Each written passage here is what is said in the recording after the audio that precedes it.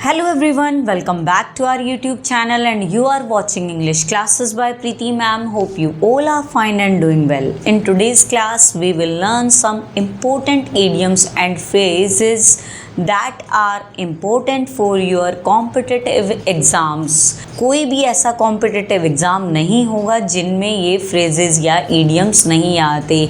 आपका CGL का exam हो गया, SSC का एग्ज़ाम हो गया, NDA का एग्ज़ाम हो गया, आपका कोई भी टेट हो गया, CET हो गया, CUET हो गया, कोई भी ऐसा एग्ज़ाम नहीं है जिनमें ये वाले ईडियम नहीं आते जो आज हम पढ़ने वाले हैं। Let's get started without any delay और वेस्टिंग टाइम। फर्स्ट ईडियम हमारा रहने वाला है ग्रीस समवन पाम्स। पाम होती है हथेली, ग्रीस होता है चिकना, ठीक है। कोई भी आपका स्टिकी जो सब्सटेंस होता है उसको ग्रीस बोलते हैं। तो वही है, किसी की पाम को चिकना करना क्या होगा, यानी किसी को रिश्वत देना, bribe. It means bribe. Next है a fish out of water. पानी से बाहर मछली कैसा फील करेगी? हैप्पी फील करेगी, खुश हो जाएगी? नहीं, बिल्कुल भी नहीं, अनकंफर्टेबल फील करेगी। कैसा फील करेगी? अनकंफर्टेबल फील करेगी। नेक्स्ट है to face the music. Face the music, music को फेस करना कोई अच्छी बात नहीं है। टू बियर द क्रिटिसिज्म, यानी आलोचना को सहन करना, आलोचना को फेस करना। कोई आपको क्रिटिसिज्म कर रहा है आपका, ठीक है, आलोचना कर रहा है, आपकी बुराई कर रहा है या कर रही है, उसको सहन करना। Next is all Greek. All Greek क्या होगा? ऑल ग्रीक क्या है कि भाई कोई भी चीज़ समझ ना आना, ठीक है ना। कहते हैं all Greek, it is all Greek, यानी मुझे तो कुछ समझ नहीं आ रहा है। It means incomprehensible. क्या होगा भाई? इनकॉम्प्रीहेंसिबल हो जाएगा। Next is from pillar to post. From pillar to post का क्या मतलब है? एक पिलर से पोस्ट तक, यानी move from one place to another, एक जगह से दूसरी जगह तक जाना। एक पिलर है, यहाँ से स्टार्ट किया और पोस्ट तक जाना, उस जगह तक जाना। It means move from one place to another. Next is uphill task. अगर हम हिल के ऊपर जाके कोई टास्क करेंगे तो वो क्या हमारे लिए ईजी रहेगा? No, it means it's an difficult task. It is a difficult task. Next is to get one's walking paper. To gets one walking paper या get the sack, get the boot, pink slip. Pink slip किसी को मिल गई तो it means उसको job से क्या कर दिया गया है? फायर्ड कर दिया गया है, यानी निकाल दिया गया है। आपके फ्रेजेस हैं यहाँ पे, to get one's walking papers, get the sack, get the boot और पिंक स्लिप। इन सभी का मीनिंग रहने वाला है get fired from job, get fired from the job. Next one spick and span. Spick and span means क्या होता है? टोटल क्या होना? ऑर्डर में होना, ऑर्डरली कोई चीज़ होना, नीट एंड क्लीन, साफ सुथरा होना, प्रॉपर होना। Under a cloud, under a cloud, cloud के अंदर होना, यानी कुछ तो गड़बड़ चल रही है, कुछ तो डाउट है, यानी under a suspicion, under a suspicion, कुछ तो शक की बात है क्लाउड के अंदर, ठीक है।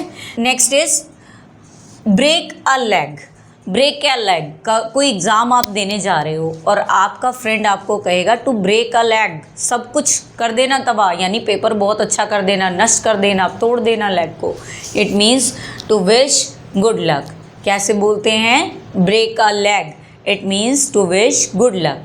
नेक्स्ट है a बेंजामिन्स portion.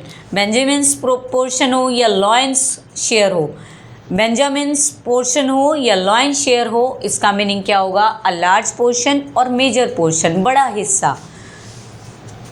Next is give cold shoulder.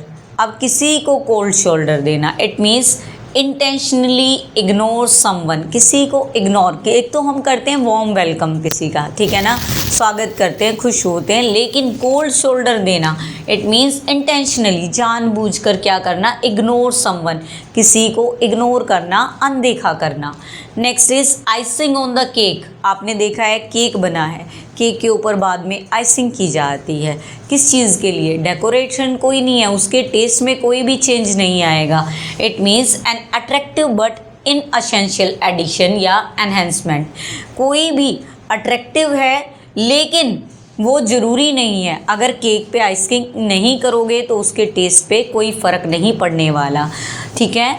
Next देखते हैं हम। Next is devil's advocate. Devil's क्या होता है? डेविल क्या होता है? शैतान होता है। एडवोकेट होता है किसी की पैरवी करना, ठीक है।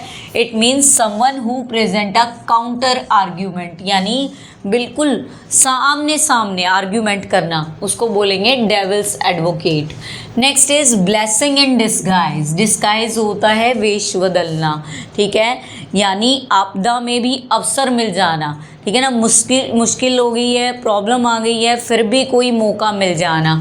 It means something good that isn't recognise as first, कि भाई कुछ अच्छा है, सबसे पहले रिकग्नाइज नहीं करेंगे उस बात को, हम देखेंगे नहीं, हमें पता नहीं होगा, बाद में पता चलेगा हाँ ये हमारे लिए अच्छा है।